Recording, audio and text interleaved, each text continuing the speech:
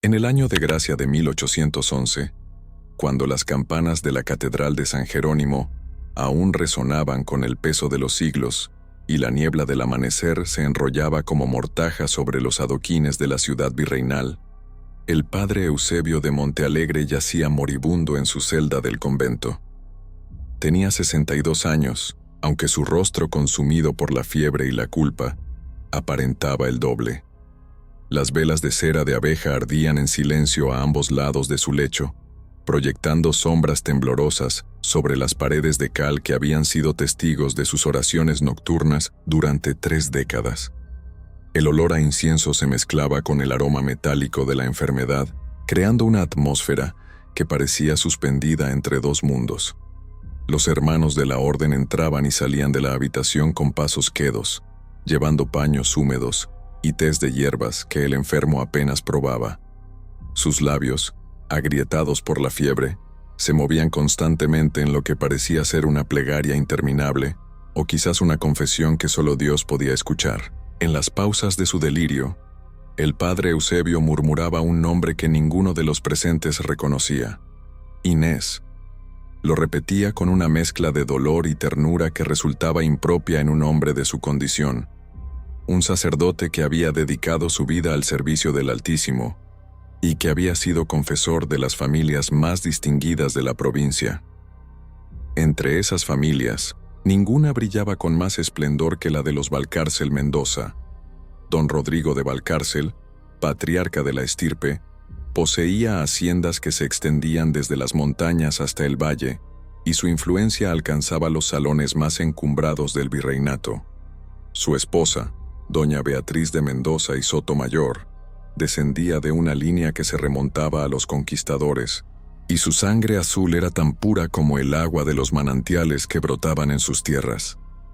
Tenían 3 hijos: Sebastián, el primogénito de 26 años, destinado a heredar el título y las propiedades; Catalina, de 24, casada con un oficial de la corona; y el menor Fernando, un joven de 22 años que estudiaba para seguir la carrera eclesiástica. La familia Valcárcel era el orgullo de la ciudad, ejemplo de virtud cristiana y devoción inquebrantable. Durante años, el padre Eusebio había sido el director espiritual de esta ilustre familia. Cada viernes, sin falta, confesaba a doña Beatriz en el confesionario de caoba tallada que se encontraba en la nave lateral de la catedral. Había bautizado a los 3 hijos, había celebrado el matrimonio de Catalina, había guiado a Fernando en su vocación religiosa. Su relación con los Valcárcel era tan estrecha que algunos murmuraban que el sacerdote prácticamente vivía en la casona familiar, esa construcción de 2 plantas con balcones de hierro forjado y patios interiores donde las fuentes cantaban día y noche. Pero ahora, en su lecho de muerte, el padre Eusebio había pedido papel, tinta y lacre. Con manos temblorosas que apenas podían sostener la pluma, había escrito durante horas, deteniéndose solo cuando la tos lo sacudía o cuando el dolor lo obligaba a cerrar los ojos. Ninguno de los hermanos que lo cuidaban se atrevió a leer lo que escribía, pues el moribundo protegía los pliegos con un fervor casi desesperado. Cuando finalmente terminó, dobló las páginas con cuidado reverencial, las introdujo en un sobre de papel vitela y lo selló con lacre rojo, imprimiendo en la cera el sello de su anillo sacerdotal. Luego, con voz apenas audible, llamó al prior del convento. El padre Gregorio era un hombre de 50 años, de rostro anguloso y mirada penetrante que parecía capaz de leer las almas. Había conocido a Eusebio desde que ambos eran novicios, y entre ellos existía una confianza forjada en décadas de vida conventual. Cuando entró en la celda y vio el sobre sellado en las manos del moribundo, supo que estaba ante algo extraordinario. El padre Eusebio le habló con la poca fuerza que le quedaba, y sus palabras fueron claras a pesar de la debilidad que lo consumía. Este sobre, dijo, debía permanecer cerrado hasta después de su muerte. No podía ser abierto por ningún miembro de la orden, ni siquiera por el obispo. Debía ser entregado, intacto y sin demora, a una mujer llamada Inés Rodríguez, que vivía en una casa modesta en las afueras de la ciudad cerca del puente de piedra que cruzaba el río. El padre Eusebio describió la ubicación exacta: una casa de adobe con un pequeño huerto de limoneros, pintada de azul pálido y con una cruz de madera sobre la puerta. Inés sabría qué hacer con el contenido, añadió el moribundo, y ningún poder terrenal debía impedirle recibir esa carta. El padre Gregorio, aunque desconcertado por la petición, asintió con solemnidad. Era la última voluntad de un hermano en Cristo, y él la cumpliría. 2 días después, cuando las primeras luces del alba apenas comenzaban a filtrarse por las ventanas del convento, el padre Eusebio de Montealegre exhaló su último suspiro. No hubo dramatismo en su partida, solo un silencio que se extendió como aceite sobre agua. Los hermanos rezaron el oficio de difuntos, prepararon el cuerpo según los ritos, y comenzaron los preparativos para el funeral. La noticia de su muerte se extendió por la ciudad como el repique de las campanas que anunciaban su partida. La familia Valcárcel, al enterarse, cayó en profundo duelo. Don Rodrigo ordenó que se celebrara una misa solemne en memoria del sacerdote que había sido su guía espiritual, y doña Beatriz se encerró en su oratorio privado, negándose a recibir visitas durante 3 días. Mientras tanto, el padre Gregorio cumplía su promesa. Al día siguiente de la muerte de su hermano, salió del convento al amanecer con el sobre sellado guardado dentro de su hábito, cerca del corazón. Cruzó las calles empedradas de la ciudad, donde los vendedores ambulantes comenzaban a instalar sus puestos, y el olor del pan recién horneado se mezclaba con el de las flores que las mujeres llevaban al mercado. Dejó atrás las mansiones del centro, con sus fachadas de cantera labrada y sus portones de madera maciza, y se adentró en los barrios más humildes, donde las casas se apretujaban unas contra otras y los niños descalzos jugaban en la tierra. Encontró la casa sin dificultad. Era tal como el padre Eusebio la había descrito: modesta, pintada de azul desvaído, con un huerto pequeño donde los limoneros daban frutos dorados. La cruz de madera sobre la puerta estaba tallada con sencillez, pero con devoción evidente. El padre Gregorio llamó, y después de unos momentos, la puerta se abrió. La mujer que apareció en el umbral tendría unos 40 años, aunque su rostro mostraba las marcas de una vida difícil. Sus ojos eran oscuros y profundos, con una tristeza antigua que parecía haberse instalado en ellos hacía mucho tiempo. Su cabello negro estaba recogido en un moño simple, y vestía un traje de algodón gris, limpio pero remendado en varios lugares. Había algo en su porte que sugería una dignidad innata, una nobleza del espíritu que ninguna pobreza material podía borrar. Cuando vio el hábito del fraile, su expresión cambió. El miedo y la esperanza se mezclaron en sus facciones. El padre Gregorio preguntó si ella era Inés Rodríguez, y cuando la mujer asintió, le entregó el sobre con palabras breves. Le explicó que era la última voluntad del padre Eusebio de Montealegre, quien había fallecido 2 días atrás. Al escuchar el nombre, Inés se llevó una mano al pecho y sus ojos se llenaron de lágrimas que no derramó. Tomó el sobre con manos que temblaban ligeramente, lo miró durante un largo momento y luego alzó la vista hacia el fraile. Agradeció en voz baja, con una modulación en la voz que revelaba educación, algo incongruente con la humildad de su vivienda.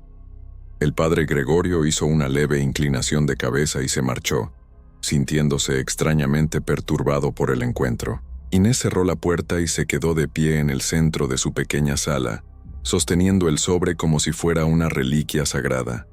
La habitación era austera: una mesa de madera, 2 sillas, un aparador con algunos platos de loza, un crucifijo en la pared. Pero en un rincón había algo que desentonaba con la pobreza del lugar: un pequeño escritorio de caoba finamente trabajado, con incrustaciones de marfil, y sobre él algunos libros encuadernados en piel. Eran volúmenes de poesía y filosofía, no el tipo de lectura que se esperaría encontrar en una casa tan humilde. Se sentó ante el escritorio y rompió el sello con cuidado casi reverencial.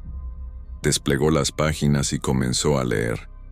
La letra del padre Eusebio era temblorosa, pero legible, y sus palabras fluían con una mezcla de confesión, súplica y testamento. A medida que leía, el rostro de Inés pasó por una sucesión de emociones: dolor, ira, comprensión y finalmente, una determinación férrea. Cuando terminó la lectura, permaneció inmóvil durante largo rato, mirando las páginas como si pudiera cambiar su contenido con la fuerza de su voluntad. El contenido de esa carta era explosivo. En ella, el padre Eusebio confesaba un pecado que había guardado durante 26 años, un secreto que había carcomido su alma como el óxido carcome el hierro. Relataba que, en el año de 1785, cuando aún era un joven sacerdote recién ordenado, había conocido a una mujer excepcional. Inés Rodríguez no era entonces la mujer humilde que vivía en las afueras de la ciudad, sino la hija de un comerciante próspero, educada en el convento de las Capuchinas, versada en latín y francés, dotada de una inteligencia brillante y una belleza serena. El padre Eusebio, asignado como capellán de la familia, había caído en la tentación más antigua y terrible para un hombre de su condición. Su relación había sido breve, apenas unos meses de encuentros furtivos cargados de culpa y pasión. Cuando Inés descubrió que estaba encinta, el terror se apoderó de ambos. El padre Eusebio sabía que el escándalo destruiría su carrera eclesiástica y mancharía el nombre de Inés para siempre. En su desesperación recurrió a la familia más poderosa que conocía, los Valcárcel Mendoza. Don Rodrigo, en ese entonces un hombre de 40 años en la cúspide de su influencia, era conocido por su devoción, pero también por su pragmatismo. El padre Eusebio le confesó su pecado, no en el confesionario donde las palabras permanecerían selladas por el sacramento, sino en una conversación privada en el despacho de la casona familiar. Don Rodrigo vio una oportunidad donde otros habrían visto solo un problema. Su esposa, doña Beatriz, había sufrido varios abortos espontáneos y los médicos le habían advertido que otro embarazo podría costarle la vida. La pareja anhelaba un heredero varón, pues solo tenían una hija pequeña, Catalina.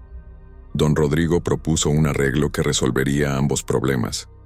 Cuando el niño naciera, él lo reclamaría como suyo propio. Se inventaría una historia sobre un embarazo secreto de doña Beatriz, mantenido en reserva por recomendación médica. El bebé sería criado como un Valcárcel legítimo, heredero de la fortuna familiar. A cambio de este favor, el padre Eusebio quedaría eternamente en deuda con los Valcárcel. Se convertiría en su confesor, su guía espiritual, su consejero en todos los asuntos religiosos. Nunca podría revelar la verdad, nunca podría reclamar al niño, nunca podría tener contacto alguno con Inés. El padre Eusebio, desesperado y aterrado por las consecuencias de su pecado, aceptó. Inés, por su parte, no tuvo elección.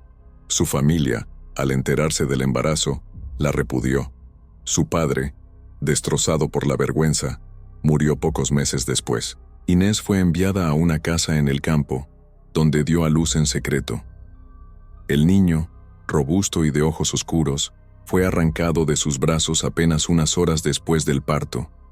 Inés vio como una comadrona pagada por los Valcárcel envolvía a su hijo en mantas de seda y lo llevaba en un carruaje cerrado hacia la ciudad. Días después, las campanas de la catedral repicaban anunciando el nacimiento del heredero de los Valcárcel, Sebastián, primogénito varón, hijo legítimo de don Rodrigo y doña Beatriz. La ciudad entera celebró el acontecimiento con misas de acción de gracias y banquetes que duraron 3 días.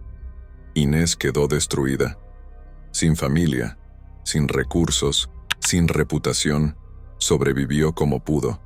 Trabajó como costurera, como maestra particular de niños de familias de clase media, siempre manteniéndose en las sombras, siempre cuidando de no revelar su pasado.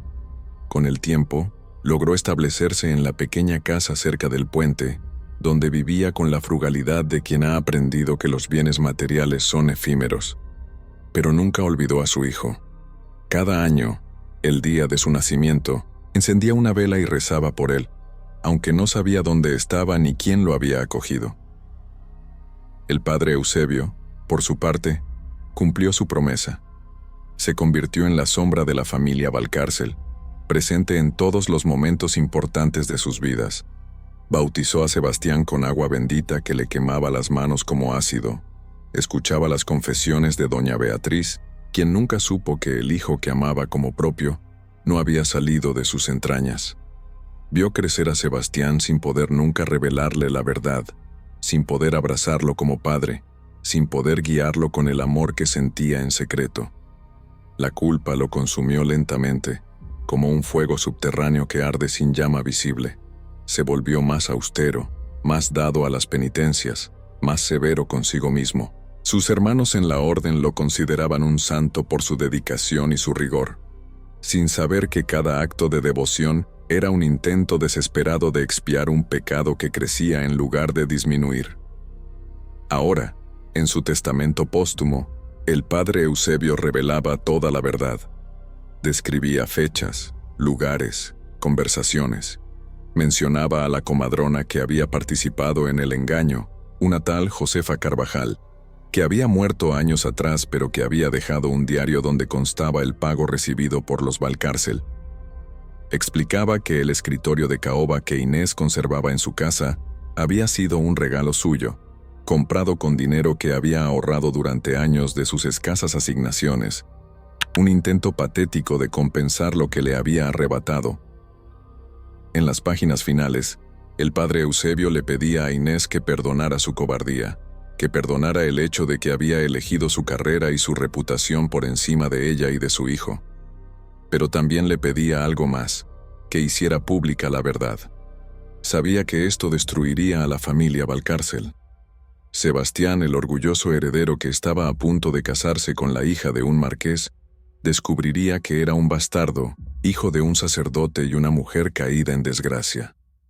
Don Rodrigo y doña Beatriz quedarían expuestos como mentirosos y manipuladores que habían engañado a toda la sociedad durante décadas. Fernando, el hijo menor que estudiaba para sacerdote, cargaría con la vergüenza de su familia. Catalina vería cómo su matrimonio se tambaleaba cuando su esposo descubriera el engaño. Pero el padre Eusebio ya no podía cargar con el peso del secreto. Morir sin revelar la verdad, escribía, sería condenar su alma para siempre. Prefería que la justicia, aunque tardía, se cumpliera en la tierra. Inés leyó todo esto con lágrimas silenciosas que manchaban las páginas. Cuando terminó, permaneció sentada hasta que la luz del día comenzó a declinar. Entonces, con movimientos deliberados, guardó la carta en una caja de madera que ocultó bajo el suelo de su habitación. Durante los días siguientes, mientras la ciudad se preparaba para el funeral del padre Eusebio, Inés se movió con un propósito que no había sentido en años. Visitó a viejos conocidos, hizo preguntas discretas, recopiló información. Descubrió que la comadrona Josefa Carvajal tenía una nieta que aún vivía en la ciudad y que guardaba los papeles de su abuela. Localizó a personas que habían servido en la casa de los Valcárcel en aquellos años y que recordaban detalles del supuesto embarazo de doña Beatriz, detalles que no encajaban con la historia oficial. El funeral del padre Eusebio fue un acontecimiento solemne. La catedral se llenó hasta desbordar con fieles que venían a despedir al sacerdote virtuoso. La familia Valcárcel ocupaba el primer banco, vestida de luto riguroso. Don Rodrigo, ahora un hombre de 66 años con el cabello completamente blanco, tenía el rostro pétreo. Doña Beatriz sollozaba discretamente detrás de su velo negro. Sebastián, apuesto y altivo en su traje oscuro, permanecía rígido, sin mostrar emoción. Catalina rezaba su rosario con fervor, y Fernando, con su sotana de seminarista, ayudaba en el altar. El obispo en persona celebró la misa, elogiando las virtudes del difunto, su dedicación a las almas, su vida de servicio y sacrificio. Mientras las palabras del obispo resonaban bajo las bóvedas de piedra, Inés estaba arrodillada en el último banco de la nave, oculta entre los fieles comunes. Miraba el ataúd donde yacía el cuerpo del hombre que había amado y odiado en igual medida, y se preguntaba si estaba haciendo lo correcto. Revelar la verdad destrozaría vidas, causaría un escándalo que sacudiría los cimientos de la sociedad local, Pero guardar el secreto significaba que su hijo viviría y moriría sin saber quién era en realidad, que ella permanecería en las sombras para siempre, que la mentira triunfaría sobre la verdad. Cuando terminó la ceremonia y el cuerpo del padre Eusebio fue llevado al cementerio del convento, Inés tomó su decisión.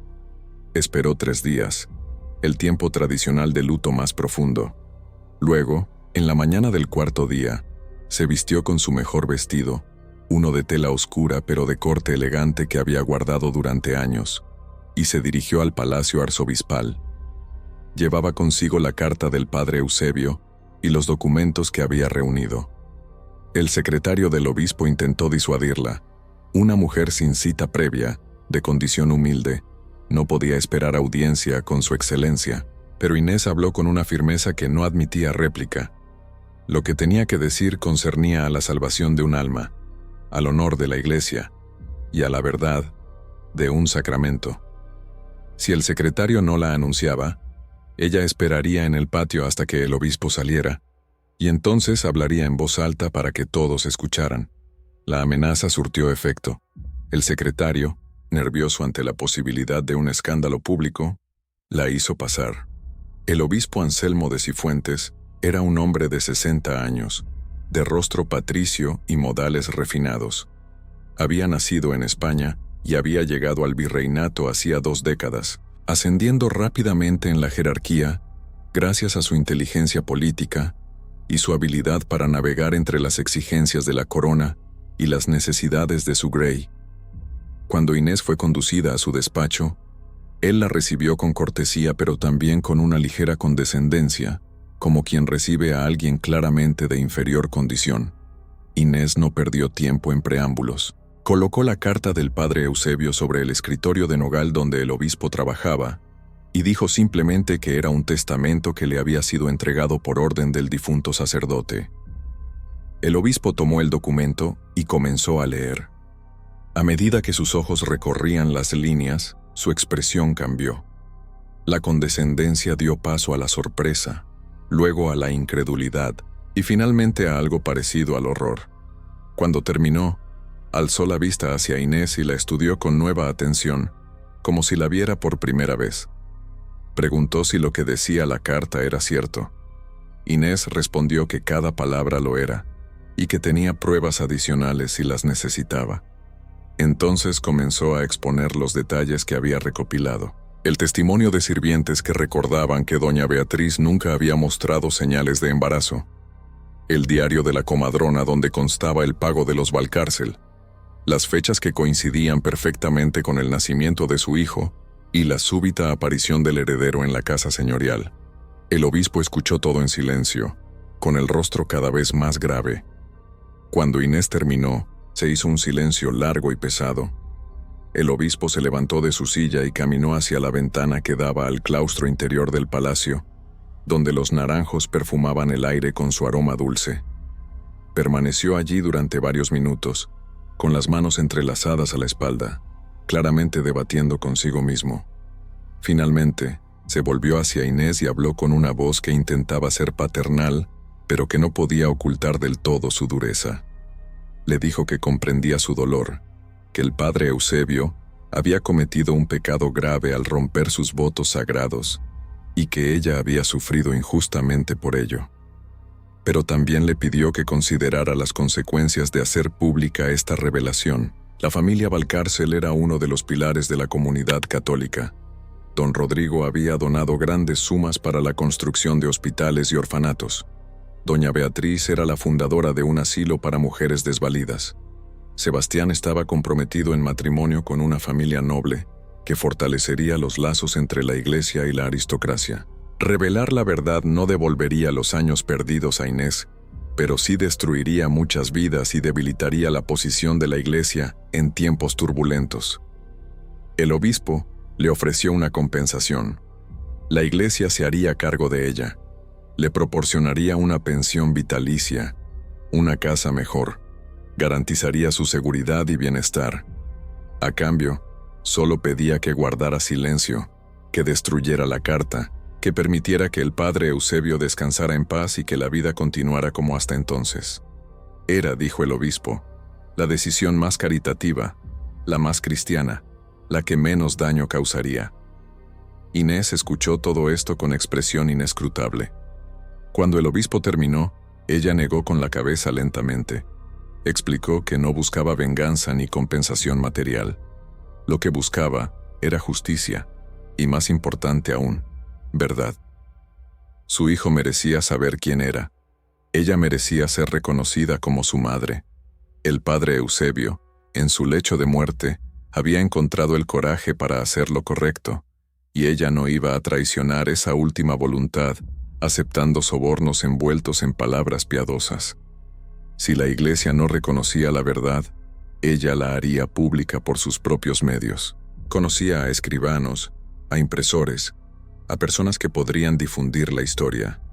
En una ciudad donde los rumores corrían más rápido que el agua del río, la verdad encontraría su camino. El obispo cambió de táctica. Su tono se volvió más severo. Le advirtió que acusar a una familia tan prominente sin pruebas irrefutables podía considerarse difamación, un delito castigado por la ley civil. La carta de un sacerdote muerto, mentalmente afectado por la fiebre, no necesariamente sería aceptada como testimonio válido. Los Valcárcel tenían recursos, influencia, abogados. Podían arruinarla completamente, no solo socialmente sino también materialmente. Podían acusarla de extorsión, de invención maliciosa, de intento de chantaje. El obispo no estaba amenazándola, aclaró, solo exponiéndole las realidades del mundo. Inés se puso de pie, recogió la carta del escritorio, la dobló con cuidado y la guardó nuevamente. Miró al obispo directamente a los ojos con una dignidad que lo hizo sentir incómodo, como si sus vestiduras suntuosas y su anillo episcopal fueran de repente ornamentos vacíos, frente a la rectitud moral de aquella mujer humilde. Le dijo que había esperado más de la Iglesia, que profesaba servir a la verdad y proteger a los débiles.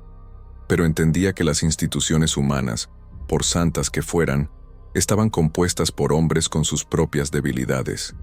Ella haría lo que debía hacer, y que Dios juzgara a cada uno según sus actos. Salió del palacio arzobispal sin mirar atrás. El obispo, profundamente perturbado por el encuentro, convocó inmediatamente a sus consejeros. Durante horas discutieron qué hacer con aquella situación explosiva. Algunos aconsejaban contactar directamente a los Valcárcel y advertirles. Otros sugerían intentar desacreditar a Inés antes de que pudiera actuar. Un tercero propuso buscar la forma de invalidar el testamento del padre Eusebio, argumentando demencia o influencia diabólica. Pero todos coincidían en una cosa: había que contener la situación antes de que se saliera de control. Mientras tanto, Inés había tomado una decisión audaz. Si la Iglesia no haría justicia, ella la buscaría directamente en la fuente del engaño. Esa noche, bajo el manto de la oscuridad, se dirigió a la mansión de los Valcárcel.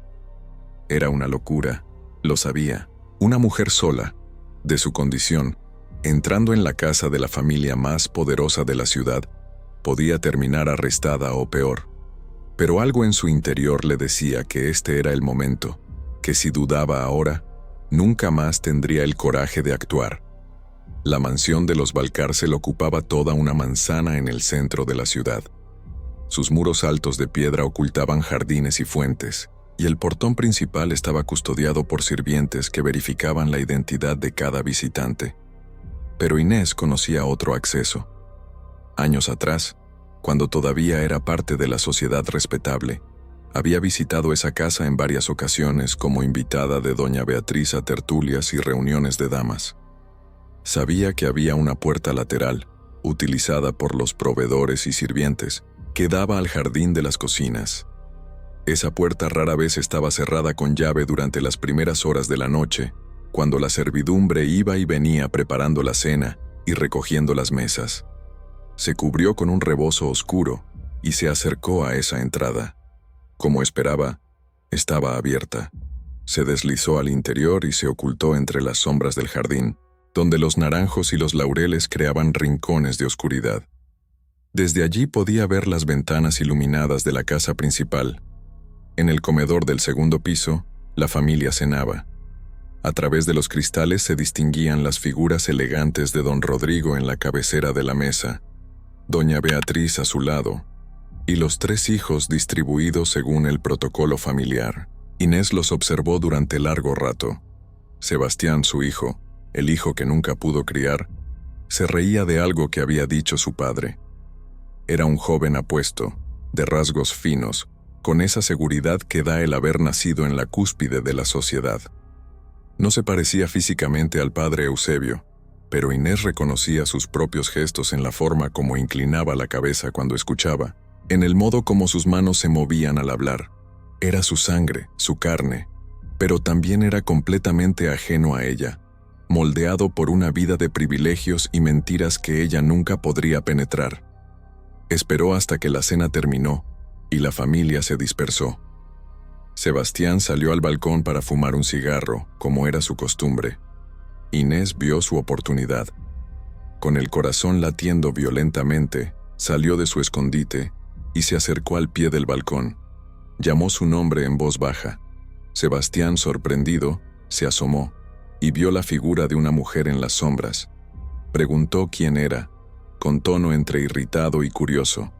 Inés dijo que tenía información que le concernía, información sobre su nacimiento, sobre su verdadera identidad.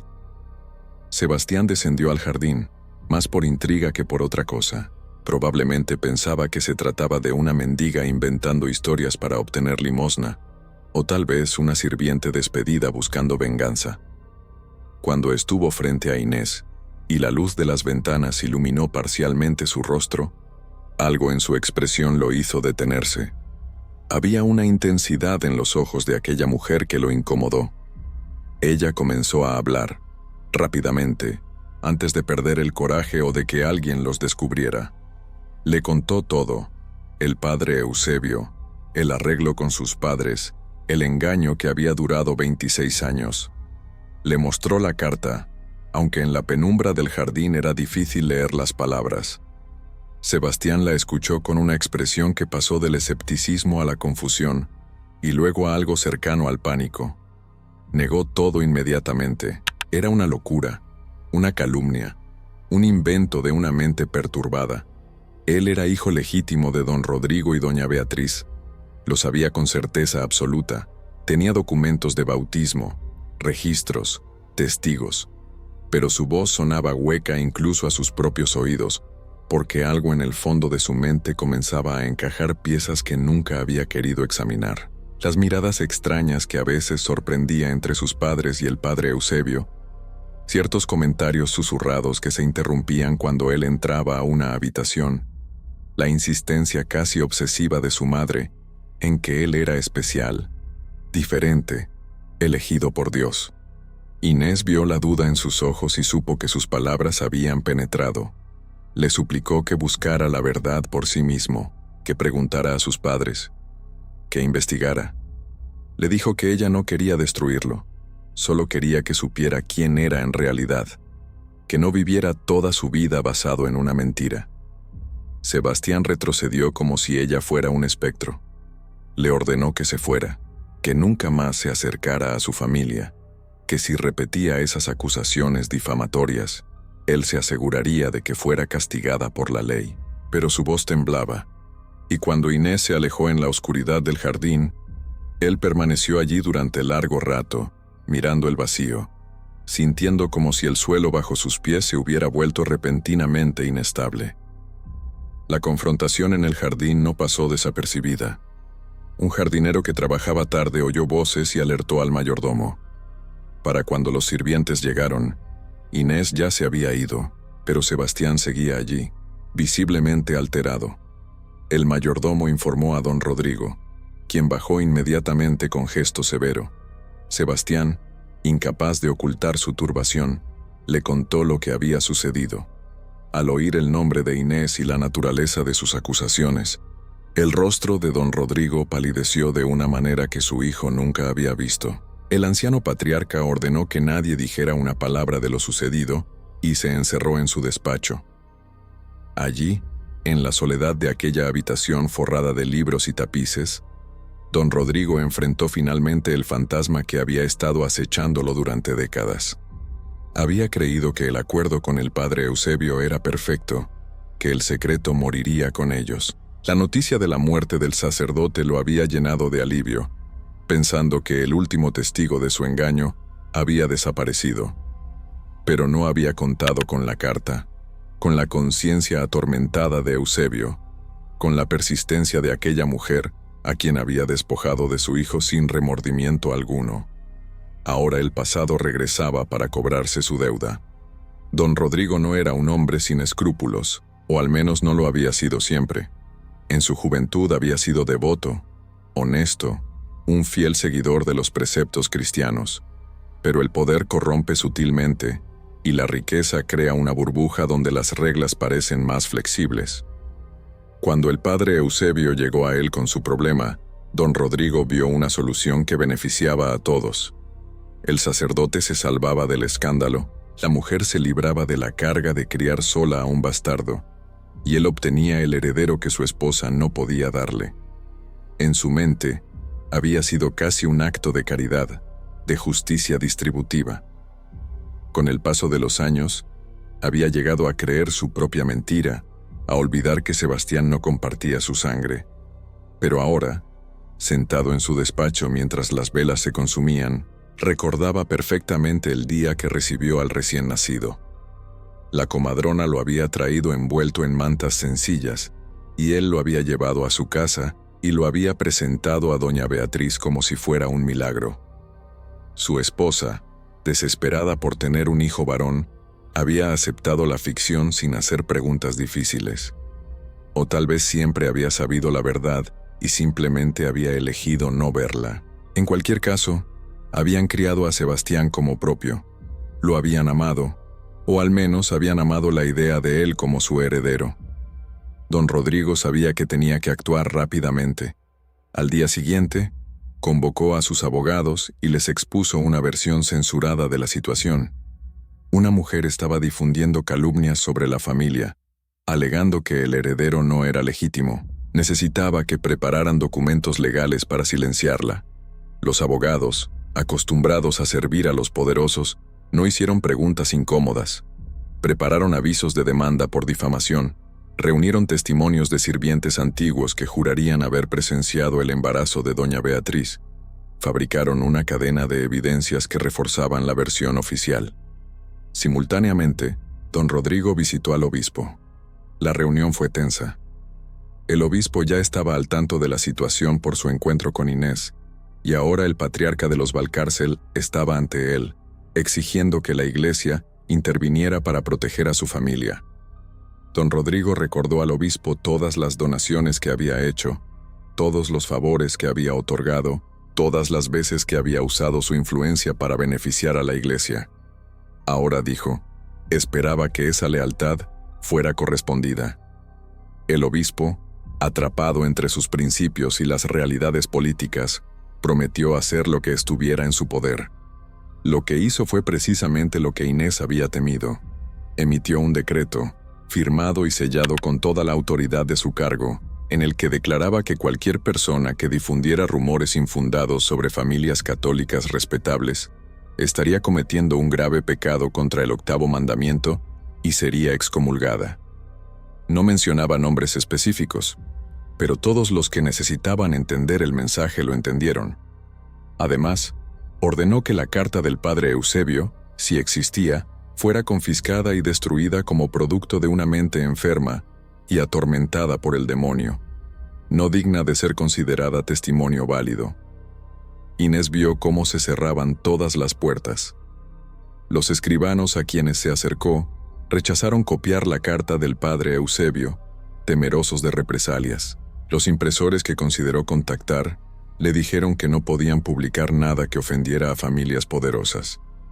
Incluso la nieta de la comadrona, a quien había localizado y que inicialmente había accedido a mostrarle el diario de su abuela, se retractó después de recibir una visita de los abogados de los Valcárcel. El cerco se estrechaba alrededor de ella, pero Inés había aprendido durante años de adversidad que la persistencia es a veces la única arma de los débiles. Si no podía hacer pública la verdad a través de canales oficiales, la haría pública de otra manera. Decidió ir directamente al lugar más sagrado, al centro simbólico de todo el asunto, la catedral misma, durante la misa dominical cuando estaría llena de fieles, cuando los Valcárcel ocuparían su banco privilegiado en primera fila, cuando el obispo estaría celebrando desde el altar mayor. El domingo siguiente amaneció claro y frío. Las campanas de la catedral comenzaron a repicar desde el alba, llamando a los fieles. Las familias aristocráticas llegaban en sus carruajes, las señoras con mantillas de encaje, los caballeros con sus mejores trajes. El pueblo llano llenaba las naves laterales y el fondo del templo, de pie porque no había suficientes bancos para todos.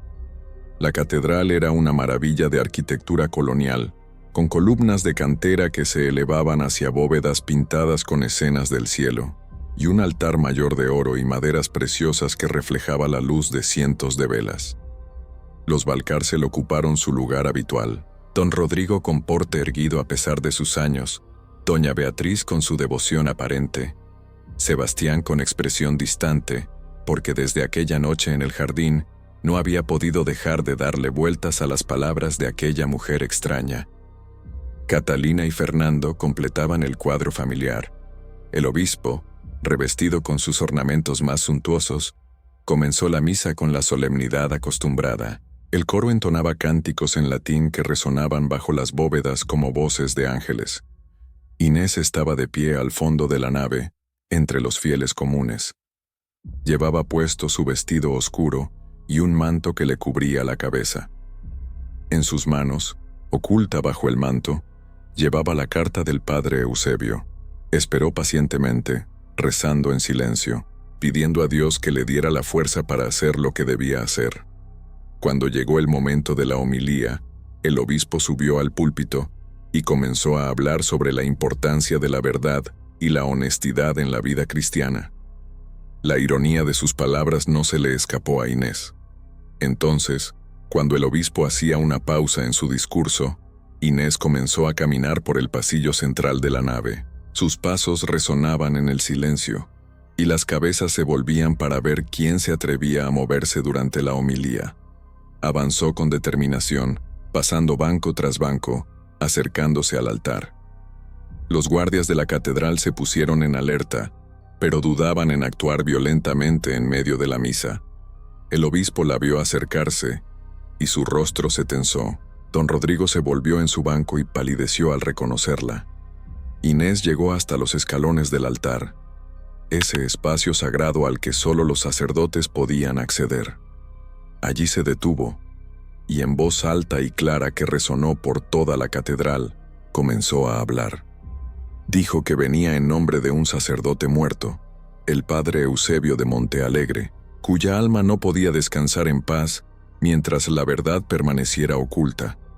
Proclamó que Sebastián de Valcárcel, el heredero de la familia más ilustre de la ciudad, no era hijo legítimo de quienes lo habían criado, sino hijo de un amor prohibido entre un sacerdote y una mujer a quien se había despojado de todo. El escándalo fue instantáneo. Gritos ahogados, murmullos que se extendieron como onda en un estanque.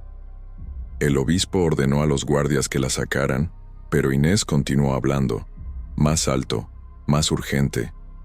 Levantó la carta del padre Eusebio por encima de su cabeza y gritó que allí estaba la confesión completa, escrita de puño y letra del sacerdote, sellada con su sello. Señaló a don Rodrigo y lo acusó de haber comprado un hijo para satisfacer su ambición, de haber colaborado en el pecado de un sacerdote, de haber construido su prestigio sobre una mentira. Los guardias finalmente llegaron hasta ella y la sujetaron por los brazos.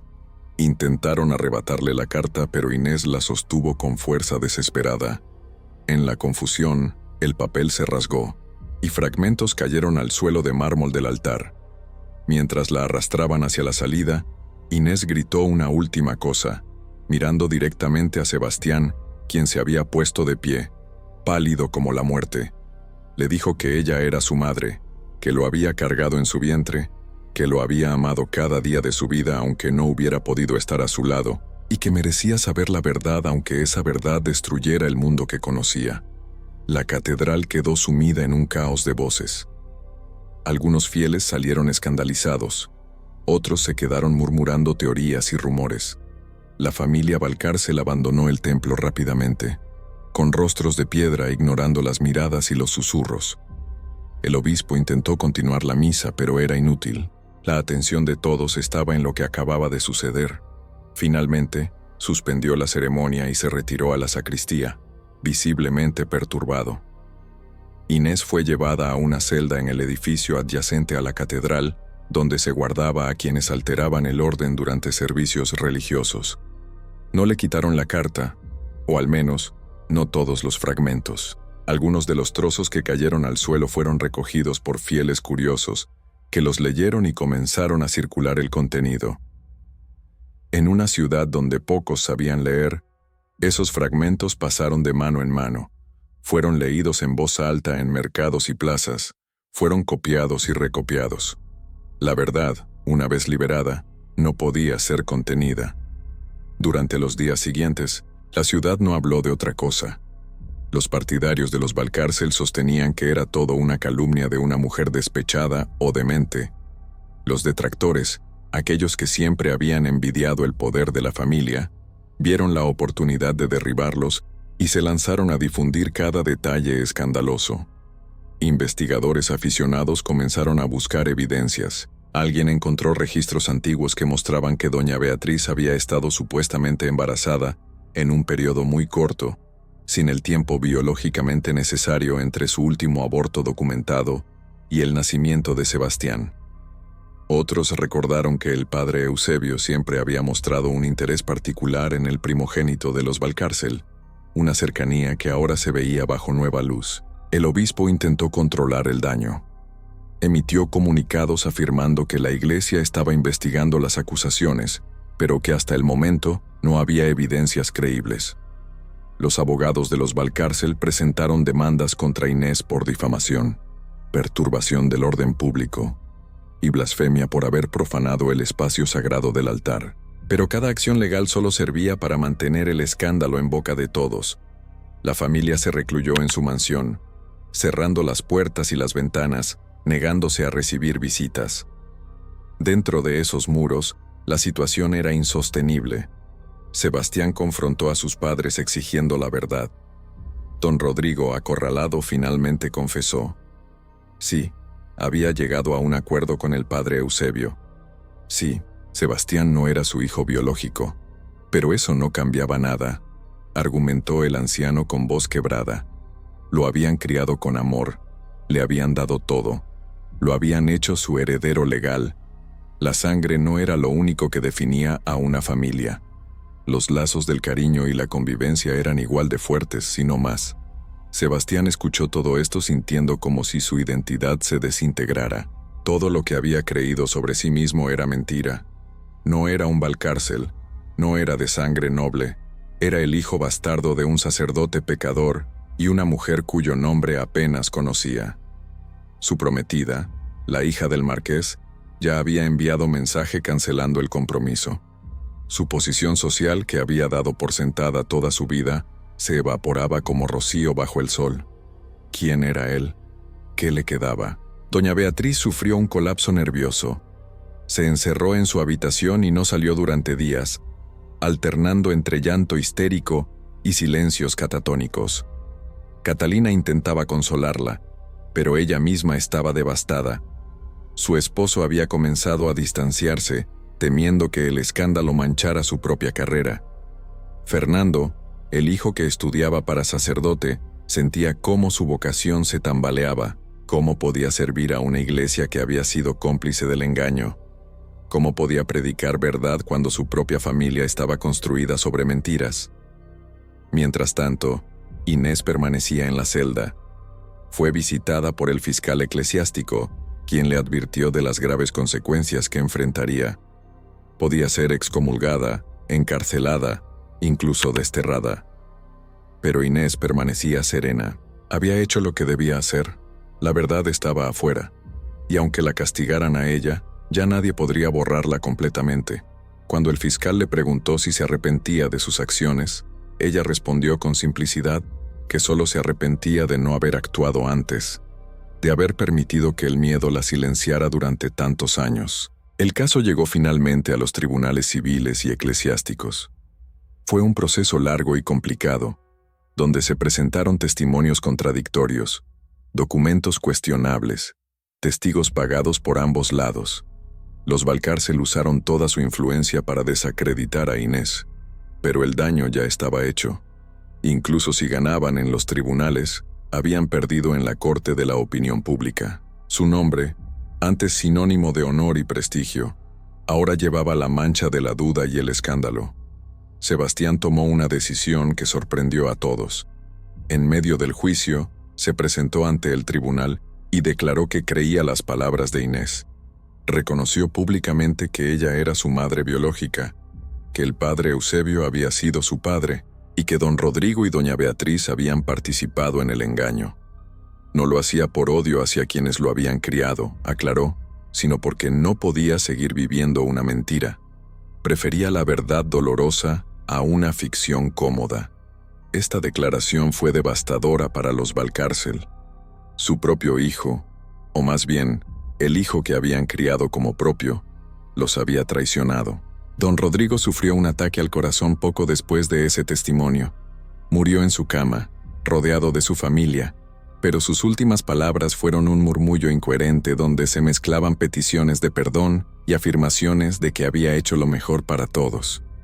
Doña Beatriz, que había estado presente en su agonía, también enfermó poco después.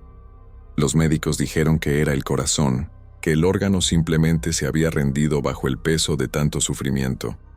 Murió 3 semanas después de su esposo, susurrando el nombre de Sebastián como si fuera una plegaria. Con la muerte de los patriarcas, el escándalo alcanzó su punto más alto. El obispo, presionado por Roma, que había recibido informes del caso, ordenó una investigación interna sobre el papel del padre Eusebio y la complicidad de la Iglesia en el encubrimiento. Los resultados fueron embarazosos. Se descubrió que otros sacerdotes habían sabido o sospechado del arreglo, pero habían callado por lealtad a la familia o por miedo a las repercusiones. El obispo Anselmo de Cifuentes, aunque no fue removido de su cargo, quedó profundamente marcado por el escándalo y nunca recuperó completamente su autoridad moral. La Iglesia intentó una última maniobra para controlar el daño. Ordenó que todos los registros relacionados con el caso fueran sellados en los archivos secretos del arzobispado, inaccesibles al público. El nombre del padre Eusebio fue discretamente borrado de las listas de sacerdotes ejemplares que se leían durante ciertas festividades. Sus escritos y sermones, que habían sido admirados por su profundidad teológica, fueron retirados de circulación. Era como si la institución intentara hacer desaparecer su memoria, borrar la evidencia de que uno de sus propios ministros había caído en pecado tan grave. Pero la verdad ya estaba escrita en otro lugar. Sebastián, en un gesto de reconciliación y reconocimiento, había encargado una placa de mármol. En ella mandó grabar una inscripción sencilla pero poderosa. Aquí confesó el padre Eusebio de Montealegre. La verdad es más fuerte que el silencio. Esta placa fue colocada contra la voluntad del obispo, pero con el apoyo de suficientes miembros del cabildo que simpatizaban con la causa, en una de las capillas laterales de la catedral, precisamente donde el padre Eusebio había confesado durante años a los Valcárcel. Inés fue finalmente liberada después de que las acusaciones contra ella fueran retiradas. Sebastián usó su influencia, que aunque disminuida seguía siendo considerable, para garantizar su libertad. Más aún, le ofreció mudarse a una de las propiedades de la familia, pero ella rechazó la oferta con gentileza. No buscaba riqueza ni posición, le explicó. Su casa modesta cerca del puente era suficiente. Lo que sí aceptó fue establecer una relación con su hijo. No como madre en el sentido tradicional, pues ese rol había sido ocupado por doña Beatriz durante 26 años, sino como alguien que finalmente podía reconocerlo y ser reconocida. Sebastián visitaba a Inés regularmente. Al principio las conversaciones eran tensas, llenas de silencios incómodos, y preguntas que ninguno de los dos sabía cómo responder. Pero con el tiempo, comenzaron a conocerse. Ella le contó sobre su vida antes del escándalo, sobre sus años de soledad y lucha. Él le habló de su crianza privilegiada, de sus dudas, de cómo el descubrimiento de la verdad había destruido su mundo, pero también, extrañamente, lo había liberado de vivir según expectativas que nunca había cuestionado. No podían recuperar los años perdidos, pero podían construir algo nuevo sobre los escombros del pasado. Fernando, el hijo menor que estudiaba para sacerdote, tomó un camino diferente. Abandonó el seminario, incapaz de continuar con una vocación que sentía manchada por la hipocresía que había presenciado. Se dedicó a trabajar con los pobres de la ciudad, no como sacerdote, sino como un hombre común, que intentaba hacer el bien sin la autoridad de las vestiduras sagradas. En sus esfuerzos encontró una paz que nunca había sentido en los pasillos del seminario. Catalina, la hija que había sido la menos afectada directamente por el escándalo, pues no cuestionaba su propia legitimidad, se convirtió en una mediadora. Mantuvo contacto tanto con Sebastián como con Fernando, intentando preservar algo de unidad familiar a pesar de todo lo ocurrido. Con el tiempo, su esposo superó sus reservas iniciales y la apoyó en estos esfuerzos, reconociendo que la lealtad familiar tenía más valor que las apariencias sociales. La placa en la catedral se convirtió en objeto de peregrinaje para algunos y de controversia para otros. Hubo intentos de removerla, pero cada vez que alguien lo intentaba, surgían defensores que argumentaban que la Iglesia no podía predicar verdad y transparencia, mientras borraba evidencias de sus propios fallos. La placa permaneció, acumulando con los años la pátina del tiempo, testigo silencioso de un escándalo que sacudió los cimientos de la sociedad colonial. Los años pasaron. La ciudad nunca olvidó completamente el escándalo de los Valcárcel, pero gradualmente otros acontecimientos ocuparon el lugar central en las conversaciones. Las guerras de independencia que se avecinaban pronto darían a la gente asuntos más urgentes en qué pensar que los pecados de un sacerdote muerto y una familia aristocrática caída en desgracia. Pero para aquellos directamente involucrados, el impacto del testamento del padre Eusebio permaneció como una marca indeleble. Inés vivió hasta edad avanzada. Murió en su casa modesta, rodeada de los pocos libros que poseía, y del escritorio de caoba que el padre Eusebio le había regalado décadas atrás. Sebastián estaba a su lado cuando exhaló su último aliento. En su testamento, ella dejó ese escritorio a su hijo, junto con una carta donde le explicaba que aunque su vida había sido difícil, no cambiaría nada si eso significaba que él no hubiera existido. Era su mayor orgullo, escribió, no por sus logros o su posición, sino simplemente por ser quien era, un hombre que había elegido la verdad sobre la conveniencia. Sebastián nunca se casó. La mancha del escándalo lo acompañó durante toda su vida, cerrándole las puertas de la alta sociedad que alguna vez fueron suyas. Pero encontró un propósito diferente. Usando la fortuna que heredó, a pesar de todo, de los Valcárcel, estableció escuelas para niños pobres, orfanatos, instituciones que no discriminaban por origen o circunstancia de nacimiento. En estas obras, encontró una redención que ninguna posición aristocrática le hubiera dado. La Catedral de San Jerónimo permanece hasta hoy, aunque los siglos han añadido nuevas capas de historia sobre sus muros antiguos. La placa de mármol que Sebastián mandó colocar todavía está allí, en la capilla lateral, aunque pocos visitantes modernos conocen la historia completa detrás de esa inscripción enigmática. Los archivos del arzobispado, sellados en 1811, permanecen cerrados, guardando los detalles completos del caso que la Iglesia prefirió olvidar. Pero la verdad, como proclamaba la inscripción, demostró ser más fuerte que el silencio. El testamento del padre Eusebio, aunque la Iglesia intentó borrarlo de los registros oficiales, sobrevivió en copias que circularon de mano, en historias que se contaron en voz baja durante generaciones.